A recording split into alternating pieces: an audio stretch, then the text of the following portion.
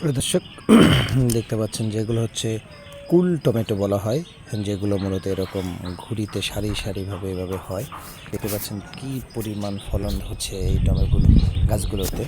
তো দেখতে পাচ্ছেন যে কয়েকটি টমেটো পেকে গিয়েছে, কাঁচা টমেটো, এবং এখানে কিন্তু আরও পাকা টমেটো রয়েছে এবং গাছে প্রচুর ফলন হয়। সব থেকে মজার ব্যাপার হচ্ছে এই যে টমেটো গাছগুলো আপনারা দেখতে পাচ্ছেন, এগুলো কিন্তু লবণ সহিষ্ণু জাত। অর্থাৎ নর্মালি যে আমরা টমেটোগুলো বাজার থেকে কিনে খাই, সেগুলো কিন্তু লবণ পানি দিয়ে হয় না।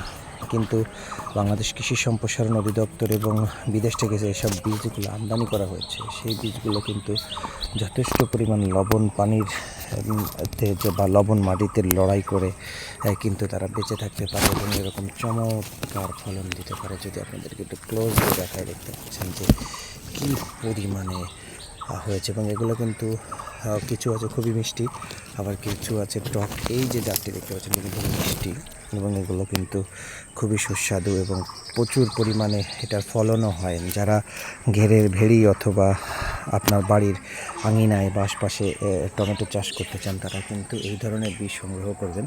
যেসব বীজগুলো দিয়ে আপনি যে কোনো ধরনের এনভায়রনমেন্টে বা পানিতে উপকূলীয় অঞ্চলে আপনি টমেটো চাষ করতে পারেন, তাহলে কিন্তু সেটা আপনার জন্য খুবই কার্যকারী হবে এবং আপনার ফলন ভালো হবে।